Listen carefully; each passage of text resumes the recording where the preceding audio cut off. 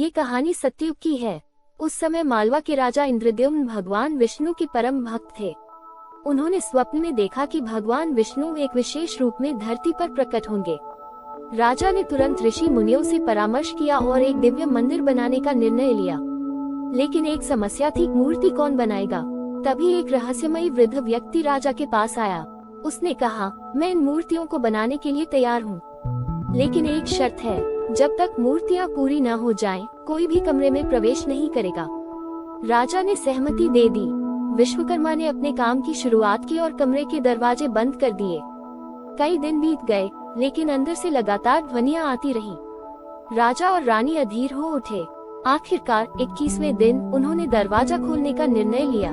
जैसे ही दरवाजा खुला, राजा ने देखा कि मूर्तियाँ अधूरी थीं। भगवान जगन्नाथ के हाथ और पैर पूरे नहीं बने थे।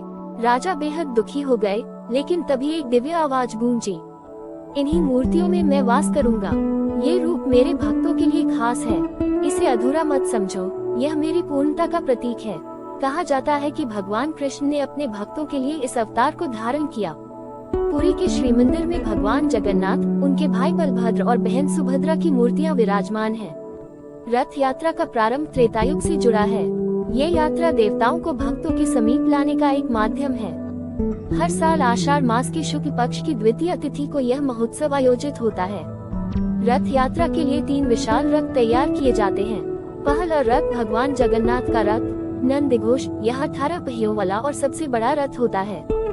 दूसरा रथ बलभद्र का रथ तालध्वज, जिसमें 16 पहिए होते हैं। तीसरा रथ सुभद्रा का रथ देवदलन, इसमें 14 पहिए होते हैं। हर रथ को रंगीन कपड़ों और झंडों से सजाया जाता है। यात्रा से एक दिन पहले स्नान पूर्णिमा होती है, जब भगवान को 108 कलशों से स्नान कराया जाता है। इसके बाद अनवसर नामक 15 दिनों का विश्राम होता है, जिसमें भगवान मूर्तियों को दर्शन से वंचित रखा जाता है। इस दौरान भक्तजन बेसब्री से रथ यात्रा का इंतजार करते हैं। यात्रा के दिन मंदिर के मुख्य पुजारी छेरा पहरा नामक अनुष्ठान करते हैं, जिसमें राजा के वंशज रथों को झाड़ू लगाकर शुद्ध करते हैं। रथ यात्रा में भगवान जगन्नाथ और उनके भाई बहन को रथों पर विराजमान कर गुंडिचा मंदिर ले जाया जाता है। गुंडिचा मंदिर भगवान जगन्नाथ की मौसी का घर माना जाता है।